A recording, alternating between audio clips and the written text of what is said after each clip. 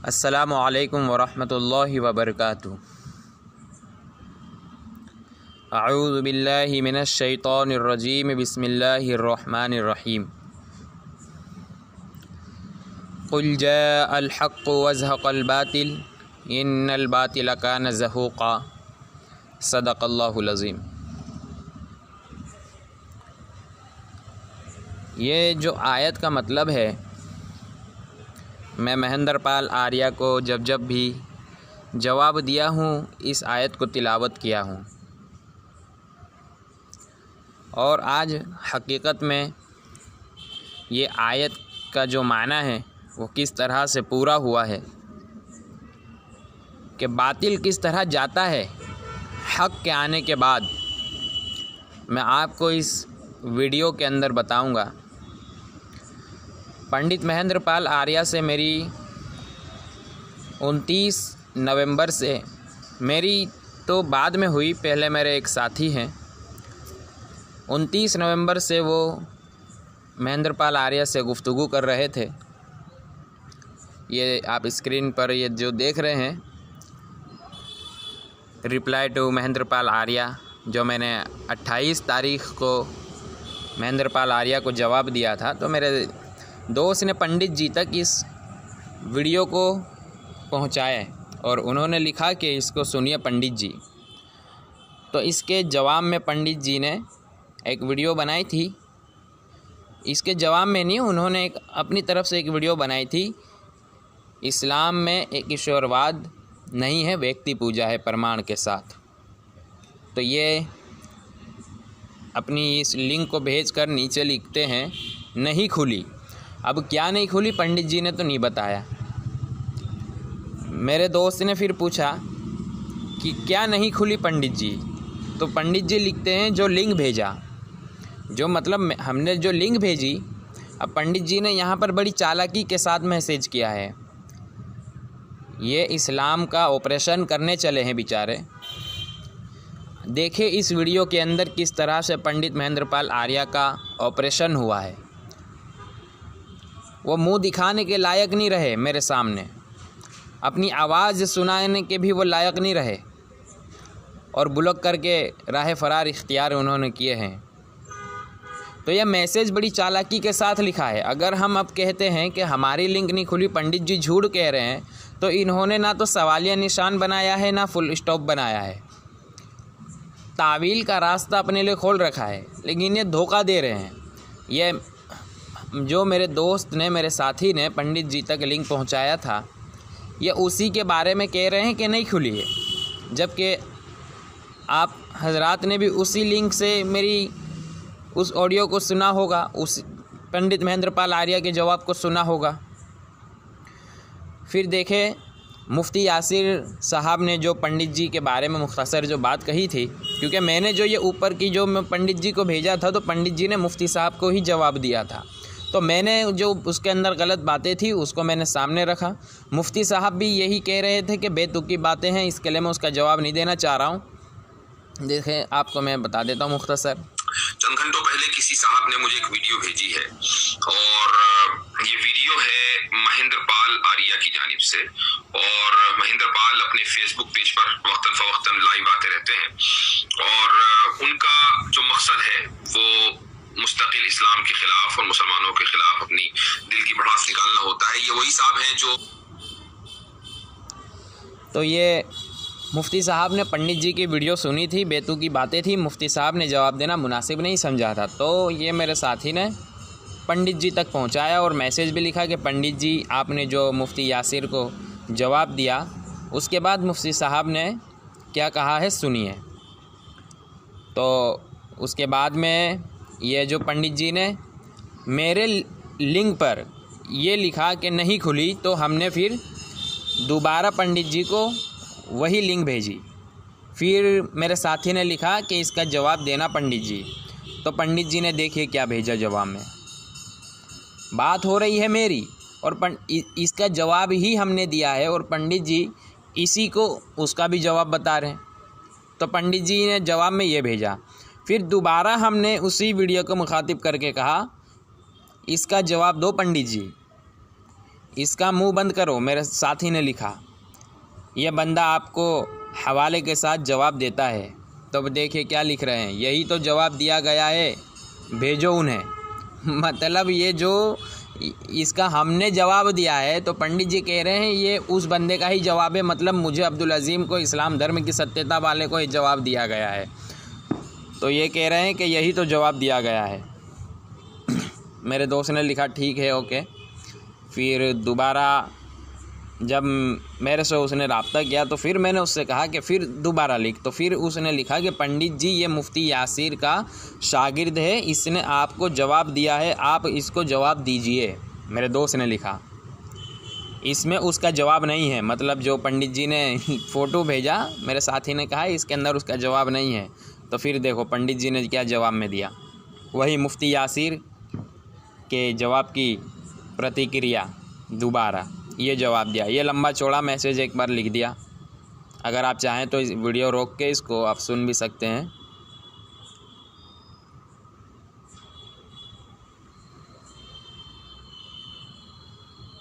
लेकिन इसके अंदर कहीं पर भी मुझे जवाब नहीं दिया। जो मैंने वीडियो के अंदर जो सवाल उठाया हूँ, एक भी जवाब नहीं दिया। फिर दोबारा हमने फिर लिंक भेजी और मेरे साथी ने फिर कहा, देखे क्या कहा। पंडित जी इधर उधर की बातें मत करो, ये जो सवाल ये भाई ने वेद से उठाया है इसका जवाब दो। ये तो इधर उधर की बातें हो रही हैं। वेद टू वेद चलो, दलील के साथ, दलाइल के मैदान में आकर जवाब दो। अरे मूर्ख, मैं तो पहले से ही बोला कि कुरान को संभाल ले। वेद का वाह तू जानता है? वेद क्या है, वेद किसको बोला गया है? तेरे दिमाग में थोड़ी वेद आने वाली है।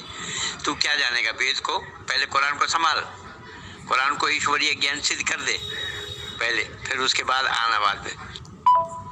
अब देखे जवाब नहीं दिया पंडित जी ने, लेकिन लिंक भेजी, ये मुफ्ती यासिर की भेजी, ये तारिक मुर्तज़ा, जबकि हम सारी वीडियो का मैंने जवाब दे चुका हूँ अपने चैनल पर। ये सारी सब लिंक भेजी, लेकिन मेरे जो सवालात हैं, मैंने जो एतराज़ किया और जो जवाब दिया, उसको पंडित जी ने टच भी नहीं किया है।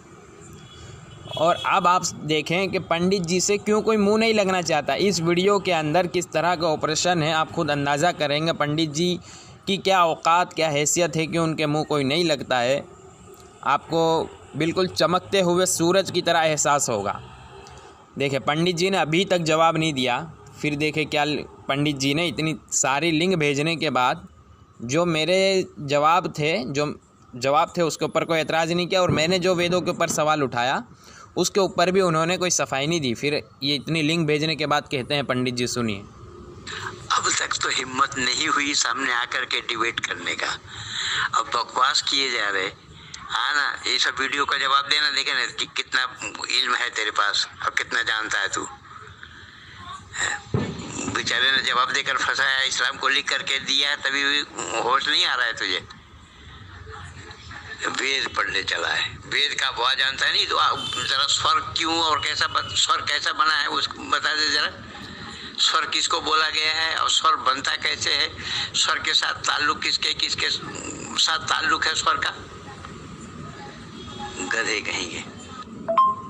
इन सब वीडियो का जवाब दे करके दिखा, अगर माँ का दूध पिया है तो, या बाप से पैदा हुआ है तो दिखा। ये सब वीडियो का जवाब दे करके इसमें खुली चुनौती दिया वो मुफ्ती यासिर को। देख वो सर्जिकल स्ट्राइक का शानदार ऑपरेशन देख, भाग 3 में क्या बोला है। वो 3 भाग है, 1 2 3। और इस्लाम में एक ईश्वरवाद कहाँ है? मूर्ति पूजा है, व्यक्ति पूजा। हाँ, मूर्ति पूजा नहीं है, हाँ व्यक्ति पूजा है। सारा दिया हूँ, सुन करके जवाब दे, कितना जानता है देखता हूँ। पंडित जी आपने जो सवाल किए हैं ये बंदे ने सारे जवाब दिए हैं। 2 साल से आपके सवालों के जवाब देता आ रहा है।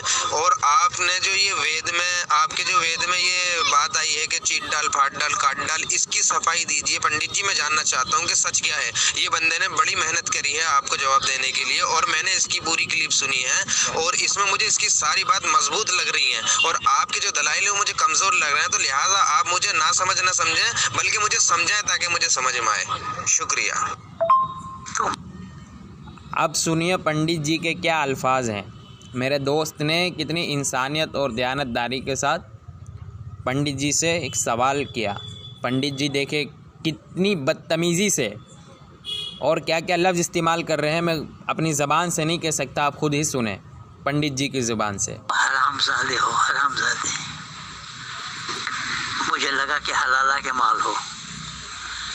वेद में मार डाल, चीट डाल, काट डाल, फाट डाल, ये जो बातें आई हैं, क्या वो मुसलमानों को मारो, ईसाइयों को मारो, जैनियों को मारो, बौद्धों को मारो आया है? नालायक के बच्चे, वहाँ असुर तबकों को मारो, अराजक तत्वों को मारो, जो दुष्ट हैं उनको मारो। कुरान में दुष्ट के मारने के लिए थोड़ी बात आई है, वो सब काफिरों को मारो, जो गैर मुस्लिम है उनको मारो। हराम के पिल्ले, सलाहियत नहीं है। जाकिर उसके अब्दुल्ला तारिक के साथ मेरा डिबेट देख, वहाँ पर उसमें मैं बोल रखा हूँ। अब्दुल्ला तारिक के पास कोई जवाब था? इस 2 साल से क्या ये बेचारे ने जवाब देकर फंसाया इस्लाम को? इसका जवाब तो मैं लिख करके दिया हूँ, पूछता क्या काल में। तो फिर दूसरी बात है कि जवाब देना हो तो सामने आकर के डिबेट करने में नानी क्यों मर रही है?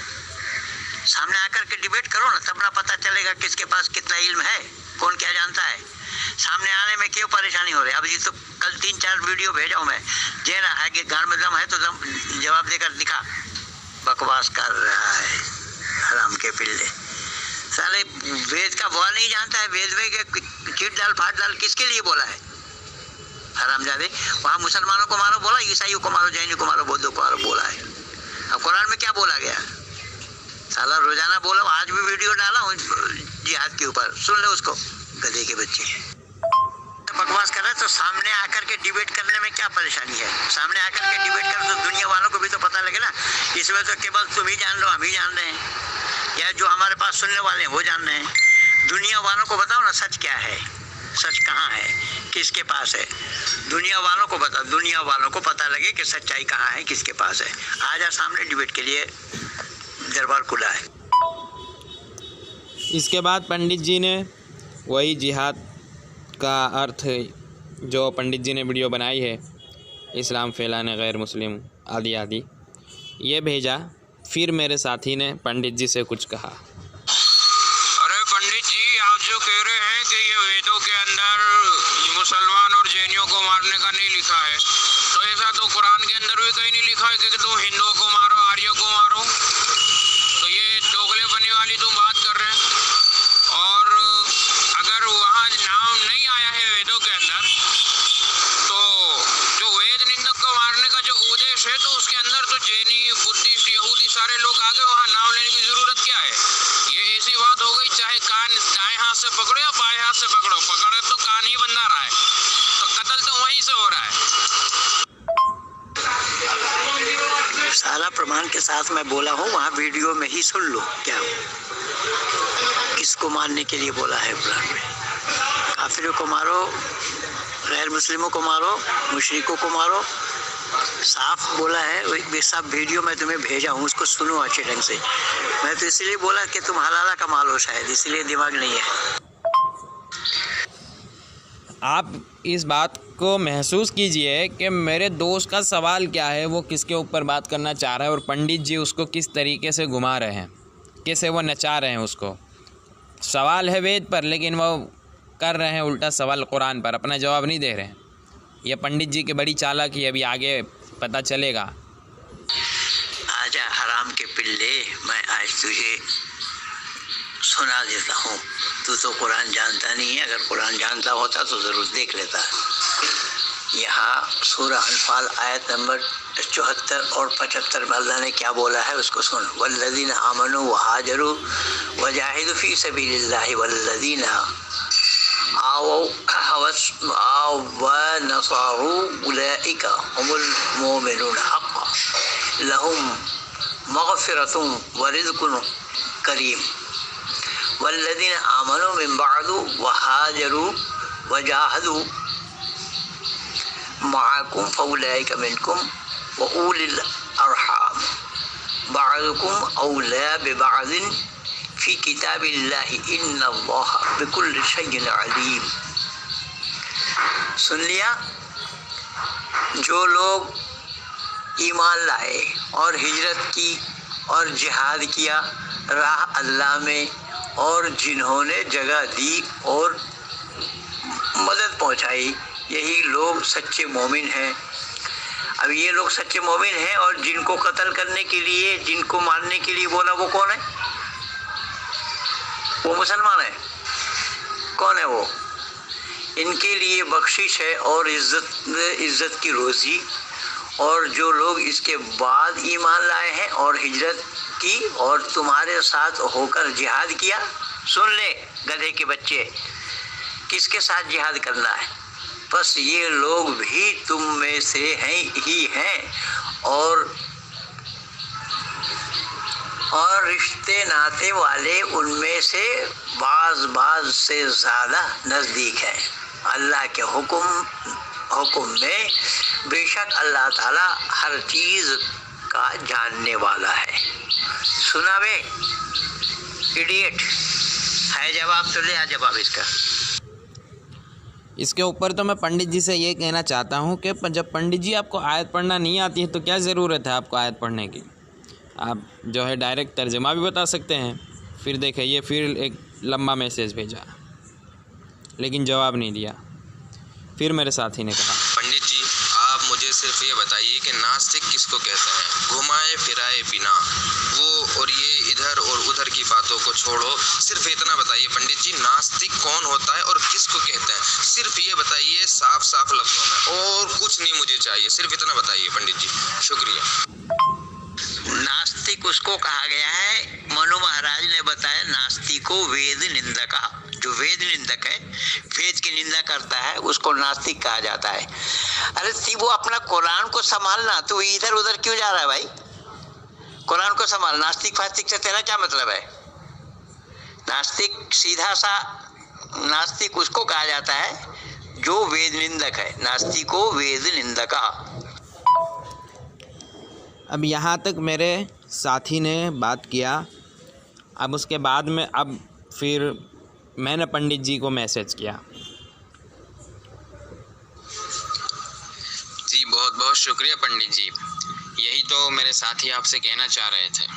वो जो ऑडियो इन्होंने भेजी है, reply to Mahendra Pal Arya part 1, वो मैंने ही आपको उत्तर दिया हूँ। तो आपने अभी जो बात कही है कि नास्तिको वेद निंदा कहा, ये बात मैंने अपनी ऑडियो में भी कहा हूँ।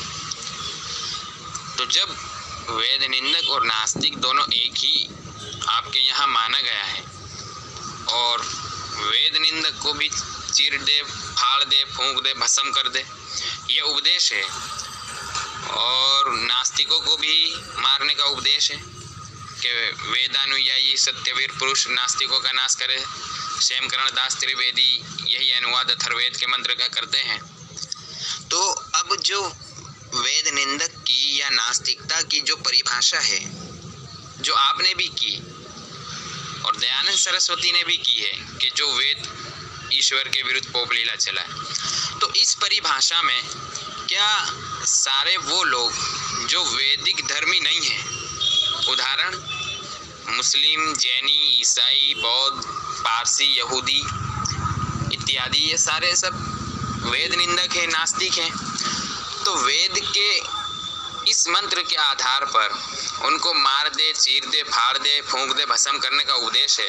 तो यही तो हम कहना चाह रहे हैं, यही तो मैं आपसे भी कहना चाह रहा था अपनी ऑडियो में कि आपके यहाँ पर वेद निंदक को मारने का उपदेश है, और हमारे यहाँ जो आयतों के ऊपर आपके एतराज़ हैं, हम तो कहते हैं वो ख़ास परिस्थितियों में नाजिल हुई है, उनका हुक्म जो है ख़ास परिस्थितियों में है।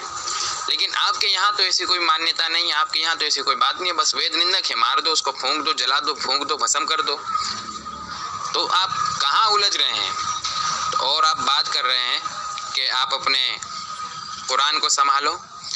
अरे पहले आप अपने वेद को तो संभालो, कुरान को तो हम संभाले हुए हैं, और किस तरह संभाले हैं ये दुनिया देख रही है, दुनिया भी जान रही है कि हमने कुरान की किस तरह जो है उसका दिफा किया है। लेकिन आप अपने वेदों को संभालो, और आप दुनिया को, मेरे दोस्त को आप इडियट कह रहे हैं, उसको हलाल की औलाद कह रहे हैं। तो पंडित जी आप ज़रा अपने लेवल को देखिए और ज़बान को लगाम दीजिए। आप हो सकते हैं नियोग के, हमारे यहाँ ऐसी कोई उदाहरण नहीं है।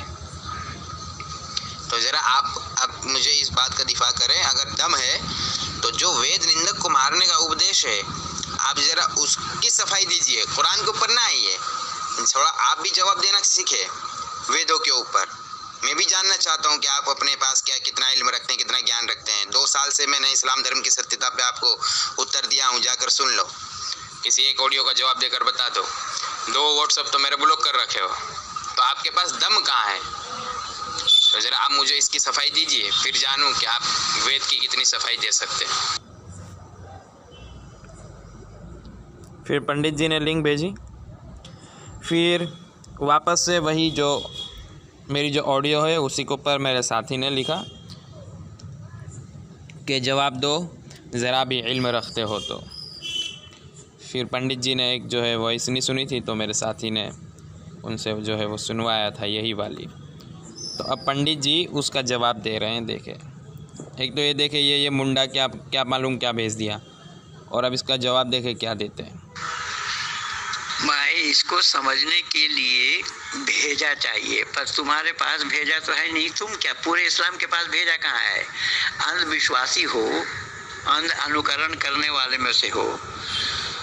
तो जैसा सुप्रीम कोर्ट का आदेश का उल्लंघन कर सकते हो,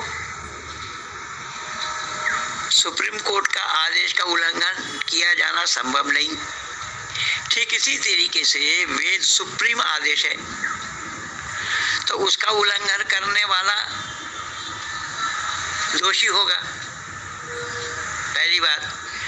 दूसरी बात यह है कि जब यहाँ पर वेद निंदक बताया गया है, तो वेद जब परमात्मा का आदेश है, परमात्मा का आदेश का उल्लंघन करने वाला दोषी होगा कि नहीं होगा? अब आप कहेंगे कि अल्लाह का भी आदेश है कुरान, तो अल्लाह का आदेश है कुरान, इसीलिए तो मैं बोला हूँ कि कुरान को पहले कलामुल्लाह सिद्ध करके दिखाओ। और तुमने फिर बोला कि वो परिस्थिति वश ये आयत उतरी थी जो काफिरों को मारो आदि आदि। तो आज ये परिस्थिति नहीं है, तो उसको हटा क्यों नहीं देते या हटवा क्यों नहीं देते? जब आज ये तो मैं डॉक्टर असलम कासमी को जवाब दिया था, अकल पर दखल ना देने वाले धर्म और मजहब के भेद को क्या जाने, ये पुस्तक लिख करके। तो असलम कासमी भी यही बोला कि पंडित जी आपने शान नुज़ूल को ध्यान में नहीं रखा। वो जो आयतें उतरी हैं वो उस समय उस परिप्रेक्ष्य में ही वो आयत उतरी। अल्लाह तो इसी से, अल्लाह तो ज्ञानी कहाँ है? अल्लाह का ज्ञान पूर्ण कहाँ है? और परमात्मा का ज्ञान पूर्ण होना चाहिए। अब्दुल्ला तारिक से डिबेट देखो ना, को बोला कि मैं कुरान को ईश्वरीय ज्ञान मानता हूँ और वेद को भी ईश्वरीय ज्ञान मानता हूँ। तो मैंने पूछा कि ईश्वरीय ज्ञान अगर वेद को मानते, कुरान को मानते, दोनों में एक बात नहीं है, और फिर भी मानते हैं, तो चलो अल्लाह का ज्ञान पूर्ण है या अपूर्ण है? बोले पूर्ण है। पूर्ण है जब, तो पहले ज्ञान में कौन सी कमी रह गई थी जो बाद में पूरी की? अल्लाह पर भट्टा लगेगा अल्लाह के ज्ञान पर? इसलिए तो मैं केवल 2 टूक में बोल रहा हूँ कि सामने आकर के डिबेट करो, इससे बात नहीं बनेगी भाई। अगर है हिम्मत या तालीम इल्म है, तालीम याफ्ता हो, तो आओ सामने आकर के डिबेट करने में क्या परेशानी हो रही है? मैं तो इसलिए बोला ना, कागज में लिखा पढ़ी करके, स्टैम्प पेपर में लिखा पढ़ी करके डिबेट करेंगे। आओ, कौन आ रहे हो? आज भी मेरी खुली चुनौती, आओ। कल रात को तो मैं बता दिया कि तुम लोग एहसान फरामोश कौम हो। एहसान फरामोश किस लिए हो, कैसे हो, उस पर ही मैं सारा वीडियो 57 मिनट कुछ सेकंड का बना करके दिया हूँ, उसको सुनो ध्यान से। अब इसके बाद मैंने ही जवाब दिया हूँ पंडित जी को, क्योंकि पंडित जी ने तो मेरा व्हाट्सएप ब्लॉक कर रखे हैं, बरसों से ब्लॉक कर रखे हैं। तो मेरे साथी ने ये मुझे भेजा था, तो फिर मैंने मेरे साथी को भेजा, तो उसने पंडित जी तक पहुँचाया था। बहुत बहुत शुक्रिया पंडित जी। मैं यही तो दुनिया को बताना चाह रहा हूँ कि वेद के अंदर जो वेद को नहीं मानते हैं उनको काट डाल, चीर डाल, फाड़ डाल, फूंक दे, भस्म करने का उद्देश्य परमात्मा का है।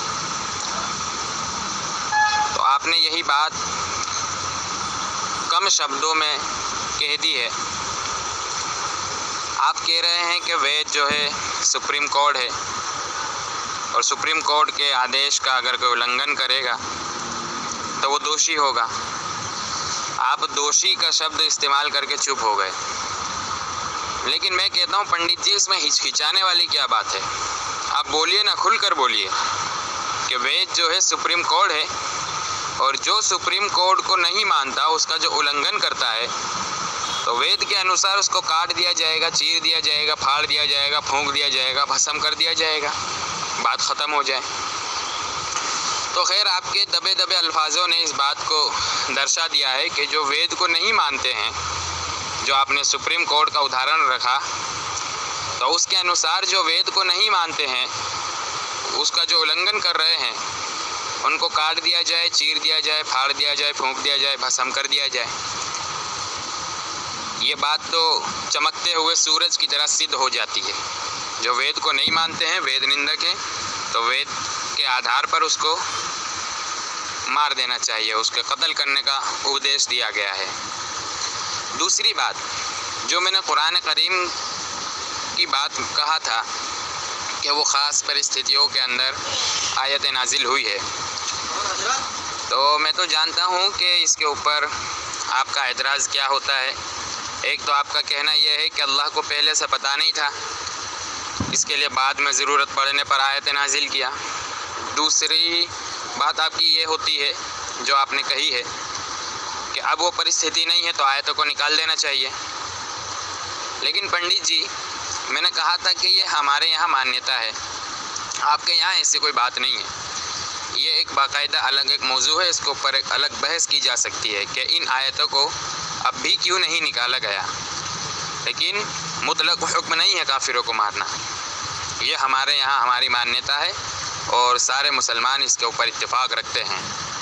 क्यों नहीं निकाला गया है ये अलग बहस है, लेकिन आप जो कुरान की जो आयत से सिद्ध करना चाह रहे हैं वो सिद्ध नहीं हो रहा है। हम कहते हैं वो ख़ास परिस्थितियों में बेरकैफ। तो मैं चाहूँगा कि ये जो है इसको आप अलग रखें। कुरान की जो आयतों से आप सिद्ध करना चाह रहे थे वो बात सिद्ध नहीं होती है, और लेकिन वेद से चमकते हुए सूरज की तरह आपने खुद सिद्ध कर दिया कि जो वेद निंदक है उनको मार डाल, चीट डाल, फाड़ डाल का उपदेश है। तो यही मैं कहना चाह रहा था और आपने खुद ने इकरार कर दिया। रही बात डिबेट की, तो मैं पंडित जी आपसे ये कहना चाहूँगा कि क्या आप इस लायक हैं कि आपके सामने बैठ कर डिबेट किया जाए। ये तो अभी मैं सारी बातें यूट्यूब पर डालूँगा जो आपने मेरे दोस्त से कही है, हराम के पिल्ले, और आप खुद भी जानते हैं क्या क्या क्या क्या आपने कहा है, सुन लीजिएगा। और सारी बातें मैं यूट्यूब पर डालूँगा, दुनिया देखेगी, फिर समझ में आएगा कि आखिर क्या बात है कि आपके सामने कोई आकर डिबेट करने को तैयार नहीं होता। क्योंकि डिबेट एक इल्मी जंग है, वो इल्मी बात है, वो वहाँ गाली गलूज और बेइज्जती कराने कोई नहीं जाता, और ना हम जाते हैं और ना हम बुलाते हैं। तो इसलिए आपके अंदर वो चीज़ ही नहीं पाई जाती, आप उस लायक ही नहीं हैं कि आपके सामने बैठ कर डिबेट किया जाए। तो इसलिए आपसे क्या डिबेट हम करें। आप पहले थोड़ा सलीका सीखें गुफ्तगू का, उसके बाद हमें दावत दीजिएगा, बल्कि हम खुद आपको दावत देंगे, आप खुद आइएगा। तो खैर, आखिर में वही बात कहूँगा जो बात मैं सिद्ध करना चाह रहा था, आपने खुद उस बात का इकरार कर दिया है। जो वेद निंदक है वो सुप्रीम कोड है वेद, और जो उसको नहीं मानेगा, उल्लंघन करेगा, उसको काट दिया जाएगा, चीर दिया जाएगा, फाड़ दिया जाएगा, फूंक दिया जाएगा, भस्म कर दिया जाएगा। और यही बात वेदानुयायी सत्यवीर पुरुष नास्तिकों का नाश करे। यही बात मैंने अपनी ऑडियो में भी कहा था और ये बात सही अल्हम्दुलिल्लाह सिद्ध हो गई। शुक्रिया। अब देखें पंडित जी क्या उत्तर दे रहे हैं। तुम बिल्कुल गधे हो यार। मैं उसमें कभी भी नहीं बोला, कहीं भी नहीं बोला कि काबा को पूजते हैं, और तुम उसमें वीडियो लगा के। अब देखिए, ये ना जाने कौन सी मेरी ऑडियो की बात कर रहे हैं, काबा को पूजते हैं, लेकिन जो मैंने बातें कहा हूँ उसके ऊपर कोई चर्चा नहीं कर रहे हैं। दिखा रहे हो, मैं उसमें अनुकरण करने की बात कही है, तुम उसको भी तुम गलत प्रचार कर रहे हो। और फिर दूसरी बात है कि मैं बुला रहा हूँ, दावत दे रहा हूँ, सामने बैठ करके डिबेट करो, तो क्या परेशानी है। सामने बैठ करके डिबेट करने से दुनिया वालों को भी पता लगेगा सच्चाई का, सच्चाई कहाँ है। रही बात कुरान को कलामुल्लाह सिद्ध करके दिखाओ ना पहले, जो परिस्थिति में कहाँ कत्ल करने की बात आई कि नहीं आई, कत्ल करने की बात कहाँ कहाँ आई है, उसको तो मैं सारा उजागर किया हुआ। कलकत्ता हाई कोर्ट में इसके ऊपर रिट दायर किया गया था, पद्मा खसीगिर के इजलास में। और जो वो वहाँ मारने की प्रेरणा दे, जो एक दूसरे को कोई कहे कि भाई उसको मार करके आ, तो वो भी दोषी होता है। तो सबसे पहले कुरान दोषी है। इसीलिए तो मैं बोला हूँ कि कुरान पर प्रतिबंध लगना चाहिए। और कल वाला वीडियो तो मैं साफ साफ बोला हूँ, उसको सुना नहीं होगा तुमने। पहले तो कुरान को सिद्ध करो कि कुरान कलामुल्लाह है। कुरान अगर कलामुल्लाह है, सिद्ध हो जाए, तब तो बात बनेगी। तुमने नहीं देखा यहाँ उसी वेद के आदेश के अनुसार ही तो कृष्ण ने अपने मामा तक को नहीं बख्शे। देखा नहीं, सुना भी नहीं। पढ़ने तो कोई बात नहीं, ना पढ़ो, पढ़ने की तुम्हारे पास वो मादा भी नहीं है, तुम पढ़ पाओगे। बाकी सुनने की भी तो चाहिए ना, सुनने दूसरा क्या कह रहा है, क्या ख्याल रखते हैं, क्या क्या हो रहा है। अच्छा, तीसरी बात ये है कि अंधविश्वास की भरमार है कुरान, जिसका मैं सारा हवाला दे रखा हूँ। कुरान व्यक्ति पूजा है, इस्लाम व्यक्ति पूजा है। मैं कुरान समर्थन करता है व्यक्ति पूजा का। इससे कहाँ भागोगे? इस मैं सारा वीडियो भेजा हूँ तुम्हें भी। और इस तरीके से बदतमीजी वाली बात करोगे तो मैं फिर तुमको ब्लॉक करूँगा। मैं ये सुनने की आदी नहीं हूँ। मैं फालतू बातों को सुन करके अपना समय खराब नहीं करता। मैं 50 बार हो गया मैं बोल दिया हूँ कि आओ सामने बैठ करके हम डिबेट करते हैं, दुनिया वालों को भी हम बताएं, दुनिया वालों के पर छोड़ दें, दुनिया वाले निर्णय लें कि सही क्या और गलत क्या है। उसमें हिम्मत है नहीं और चिल्पो करते जा रहे हो।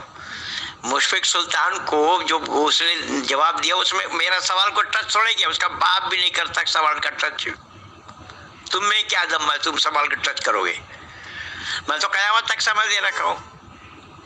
इसीलिए मैं बोला ना कि एक सवाल का जवाब दो। आदम अल्लाह के रास्ते पे थे, यस और नो? और अल्लाह के रास्ते पे रहते होते तो गुमराह कैसे होते? और शैतान ने अल्लाह को हाथ उंगली नचाते हुए कहा कि मैं उसे ही गुमराह करूंगा जो तेरे सीधा रास्ता पर रहेगा। अल्लाह के रास्ते पे आदम थे या नहीं? और 50 बातें हैं इस तरीके की। भाई सारा वीडियो तो तुम्हें मना करके दिया, जो वीडियो बनता मैं सब भेजता हूँ तुम्हें। हालांकि मैं ब्लॉग इसलिए नहीं किया तुमको कि मैं देख रहा था कि अब तक क्या बकवास किए जा रहे हो तुम। अब आज झूठ प्रचार करते हो, झूठ बोलने में तुमको शर्म भी नहीं आती। तुमको अनुकरण का ही मतलब नहीं पता कि अनुकरण किसको बोला जाता है। तुम उसको पूजा दिखा रहे हो। तो इससे हरामीपना का और क्या जवाब दिया जा सकता है? आओ सामने आओ, इल्म है, सामने आकर के डिबेट करो, बकवास बंद करो। देखो, परिस्थिति बस जब आयत उतरती है तो इसका मतलब ये हुआ कि अल्लाह को इल्म नहीं है पहले से। तो अल्लाह को जब इल्म नहीं है तो फिर कलम बना करके किस्मत कैसे लिख दिया बे? और कलम किस चीज से बनाई थी अल्लाह ने? और कलम बनाने के लिए यहाँ कोई छुरी कैंची कटारी दाव कहाँ मिला था अल्लाह को? वैसे लकड़ी से कलम बना दिया। बकवास करने के लिए तुम लोगों के पास अकल नाम की कोई चीज नहीं है। अब देखो परिस्थिति बस जो वहाँ आया निसाउकुम हर्सुल्लकुम फातु हर्सकुम अन्ना शैतुम वक़द्दिमू लिअन्फुसिकुम, ये आयत क्यों उतरी? ये आयत इसलिए उतरी कि अब यहाँ पर पंडित जी के जुमले आप सुने और ख़ुद फैसला करें, आप खुद विचार करें। क्या ऐसे इंसान से, ऐसे बदतमीज़ और जाहिल घटिया इंसान से हम सामने बैठकर इल्मी बहस कर सकते हैं? धर्म की बहस उससे क्या, उससे ही अपेक्षा की जा सकती है, उम्मीद रखी जा सकती है कि वो ईमानदारी से बहस करेंगे? सुनिए आगे क्या अल्फाज इस्तेमाल किए हैं। एक साहबी ने अपने पत्नी को पीछे से डाल दिया। अब वो हर्सुल्लकुम फातु हर्सकुम अन्ना शैतुम वक़द्दिमू लिअन्फुसिकुम, ये आयत क्यों उतरी? ये आयत इसलिए उतरी कि एक साहबी ने अपने पत्नी को पीछे से डाल दिया। अब वो आए हुजूर के पास, हुजूर मैं तो हलाक हो गया, क्या बात है कि मैं पीछे अपनी सवारी औंधा कर ली। तब अल्लाह ने आयत उतारी। और फिर उसके काल में, लूत के काल में एक दूसरे से गांड मरवा रहे थे, मार रहे थे गांड। वो अल्लाह को पसंद नहीं आया। मैं चूतिया कहीं का, ये सब कलामुल्लाह होता है ऐसा? आ जा मैदान में, कितना जानता है देख लेंगे। इसके बाद अब मैंने पंडित जी से, जो पंडित जी ने मुझ पर कहा कि झूठ प्रचार कर रहे हो, तो मैंने सारी रिकॉर्डिंग पंडित जी को करके मेरे दोस्त के ज़रिए से भिजवाया। उसके बाद पंडित जी के पास कोई जवाब था नहीं, पंडित जी ने ब्लॉक कर दिया। सुनिए। फिर वही पंडित जी आपने अपनी आदत के मुताबिक गलत शब्दों का प्रयोग किया, गाली इस्तेमाल की। हम ना तो ये गाली देने के आदी हैं, ना गाली सुनने के आदी हैं। मैं तो आपको इससे पहले की ऑडियो में भी कहा ना, इसीलिए आपके मुंह कोई लगना नहीं चाहता। आप एक नंबर के बदतमीज़ इंसान हो, कौन आपके मुंह लगेगा। दूसरी बात जो झूठ की है, तो आप मुझे ज़रा बताइए कि मैंने कहाँ क्या झूठ बोला। आप ज़रा वो लिंक भेजिए, मैं भी देखूँ कि कहाँ मैंने क्या झूठ बोला हूँ। लेकिन झूठ से मेरे जहन में एक बात याद आई। आप मुफ्ती यासिर नदीम अल-वाजिदी साहब को जो चौथी वीडियो बनाए हैं उनके रद्द में, उनके जवाब में, तो वहाँ मुफ्ती साहब के बारे में आपने टाइटल डाला है मुफ्ती यासिर का झूठ। और आपने मुफ्ती साहब की बात पकड़ी है। मुफ्ती साहब ने कहा था कि ये जब इमाम रहे थे, ये 15 साल तक इमाम रहे थे, तो नमाज जनाजा का क्या तरीक़ा है बता नहीं पाए। आपने असल वीडियो चला कर बताया कि वो नमाज जनाजा की बात नहीं थी, बल्कि मुर्दे को गुस्ल देने की बात थी। तो चलिए ठीक है आपकी बात, आपने मुफ्ती साहब के झूठ को जो है साबित किया, आप उसे झूठ समझे और आपने उसे बताया, ठीक है आपकी बात। लेकिन मैं ये कहना चाहता हूँ और पूछना चाहता हूँ कि मुफ्ती साहब ने उसी वीडियो में ये बात भी कही है कि पंडित महेंद्र पाल आर्य की जानिब से ये वीडियो है, जिनका कहना ये है कि 5-6 हज़ार लोग वैदिक धर्म को स्वीकार किए हैं। तो मुफ्ती साहब के आपने इस झूठ को क्यों नहीं पकड़ा? क्योंकि आप तो कहते हैं मैंने 15,000 लोगों को वैदिक धर्मी बनाया हूँ, मुफ्ती साहब कह रहे हैं 5-6 हज़ार लोगों को वैदिक धर्मी बनाया। तो आपने इस बात को टच क्यों नहीं किया? और एक बात तो मैं खुद अपने लिए पूछना चाहता हूँ कि आखिर पंडित जी क्या बात है, आप आजकल आप अपनी वीडियो में ये कहते हुए नज़र नहीं आ रहे हैं कि मैंने 15,000 लोगों को वैदिक धर्मी बनाया हूँ। क्या बात है इसके पीछे? आजकल आप अपनी वीडियो में नहीं कहते आ रहे नज़र। उसकी वजह यही है पंडित जी, क्योंकि झूठ तो आपका सिद्ध हो गया है। 15,000 लोगों को वैदिक धर्मी बनाने का जो आपका झूठ था, ये आपका साबित हुआ है। आप मुझे क्या झूठा कह रहे हैं? ज़रा भेजिए, मैंने क्या झूठ बोला हूँ, मैं भी जानूँ, मैं भी देखूँ क्या मैंने झूठ बोला है। तो झूठे तो आप हैं और गाली वाली देते हैं, इसी वजह से आपसे कोई मुंह नहीं लगना चाहता, आपसे कोई डिबेट बहस करना नहीं चाहता है। बदतमीज़ कहीं के, मुझे बता रहे हैं, मुझे सिखा रहे हैं झूठ। ज़रा आप अपने गिरबान में झाँकें और वो वीडियो जहाँ आपका सिद्ध हुआ है 15,000 लोगों को वैदिक धर्मी बनाने का झूठ, उसको दुनिया ने देखा है। उसी के बाद आपके ने कहना भी बंद कर दिया कि मैंने 15,000 लोगों को वैदिक धर्मी बनाया हूँ। कहीं कोने खांचे में कह दिया होगा, वो कह दिया होगा, लेकिन पहले जैसे डंके की चोट पे बोला करते थे, एक वीडियो में तकरीबन 2 से 4 मरतबा बोल दिए होते थे, आजकल ये कहते हुए आप नज़र नहीं आ रहे। तो आप ज़रा अपना गिरबान साफ़ कीजिए। तो खैर, वैदिक धर्मी बनाने की बात तो ये मैंने झूठ की बुनियाद पर कहा। जो आप ये जो झूठ मुझ पर बांध रहे हैं, तो वो तो आपके ऊपर है और पूरी बुनियाद इसी के ऊपर आपकी खड़ी हुई है। और कलामुल्लाह सिद्ध करने की बात रही तो पंडित जी, यही तो बात है ना, यही तो आपकी बड़ी चालाकी है। मुझे आम लोगों की तरह ना समझिए कि आप जिस तरह उंगली पकड़ के मुझे नचाएंगे और मैं नाचता रहूँगा। यहाँ मेरी जो बात है, मेरी ऑडियो की, मेरे साथी ने आपको ऑडियो भेजा था वेद निंदक को मारने के मुतालिक। उस सिलसिले में मेरे दोस्त ने आपसे गुफ्तगू की, आपने उल्टा सीधा उसको बका, उसने मुझसे रब्ता किया, इसलिए मैं उसके अंदर ज्वाइन हुआ और आपसे मैंने गुफ्तगू किया। तो वो जो बात थी वो तो सिद्ध हो गई। अब वो बात को छोड़ दिए, वो बात मुकम्मल नहीं हुई। अब आप परिस्थिति के ऊपर आ रहे हैं कि वो क्या परिस्थिति थी। तो परिस्थिति को छोड़िए, वो एक अलग मौजू है, मैंने पहले भी कह चुका हूँ। और ना मुझे अब आपसे बात करने का शौक़ है। मुझे जो सिद्ध करना था वो तो आपने खुद इकरार कर दिया।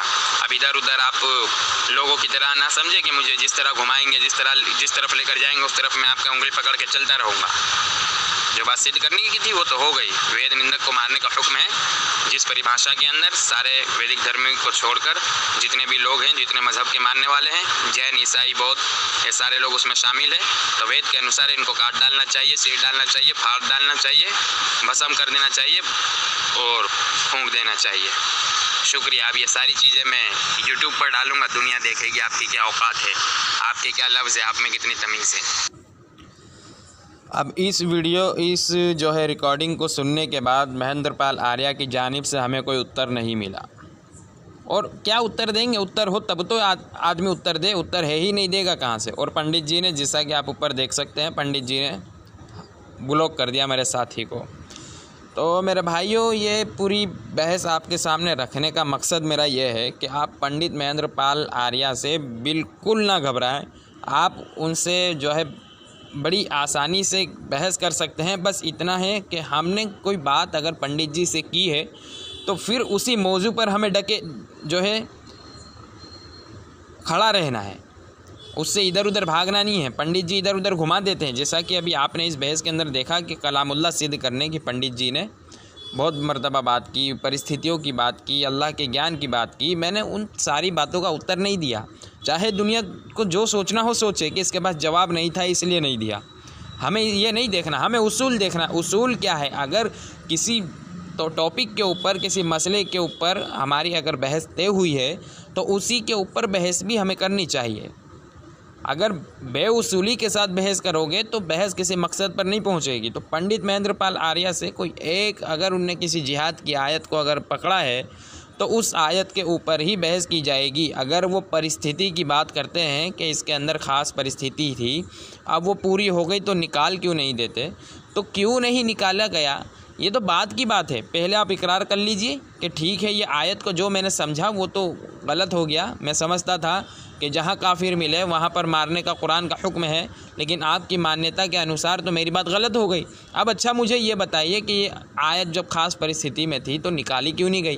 तो पहली बात का इकरार करें तब तो दूसरी बात पर बहस हो। तो ये कुछ मोटे मोटे उसूल बहस के आप सीख लें। महेंद्र पाल आर्या से बड़ी आसानी के साथ आप बहस कर सकते हैं। इनकी कोई हैसियत, कोई औकात नहीं है। और मेरे भाइयों, ये सवाल मैं आपको बताता हूँ, जब मैं पंडित जी को सुनना शुरू किया था तो जब मुझे पता चला कि ये महेंद्र पाल आर्या हैं जो इस्लाम के ख़िलाफ़ बोलते हैं, काफ़ी वर्ष पहले की मैं बात बता रहा हूँ, तो मेरे मन में सवाल आता था कि इनसे आज तक किसी ने कोई बहस, कोई मुनाजरा क्यों नहीं किया, क्यों हमारे उलमा नहीं जाते हैं? लेकिन अब मुझे एहसास हुआ है ये इतना घटिया और इतना बदतमीज़ इंसान है कि इससे मुंह लगना कोई अपने दिल को गवारा कर ही नहीं पाता है, अपने दिल को मना ही नहीं पाता है कि चलो महेंद्र पाल आर्या से बहस करें। वो इतना बदतमीज़ इंसान है, अगर उनके सामने तुम जाकर इल्मी बहस करोगे और अगर कहीं घेंटी फंसी, क्योंकि मुनाजरा है, शास्त्रार थे, ऊंच नीच होती रहती है, अगर ऊंच नीच हो जाती है तो पंडित जी गुस्सा जाते हैं, उल्टा सीधा बकने लगते हैं। जब वो फ़ोन पे गाली दे सकते हैं, व्हाट्सएप पे रिकॉर्डिंग पे गाली दे सकते हैं, तो सामने जलील करने में उनके लिए क्या कोई बुरी बात है? तो इसका नाम मुनाजरा नहीं है और ऐसे बेतुके मुनाजरे में हमारे उलमा ज्वाइन नहीं होते हैं। तो इसका तो काम तमाम हम ही कर सकते हैं अगर हम थोड़ा उसूल सीख लें तो यही मेरा मकसद था इस ऑडियो को सामने रखने का। पंडित जी से बिल्कुल ना घबराएं। अल्लाह ताला हमें हक़ पर रहने की तौफ़ीक़ अता फ़रमाए और ऐसे बातिल फितनों से मुकाबले की क़ुव्वत अता फ़रमाए।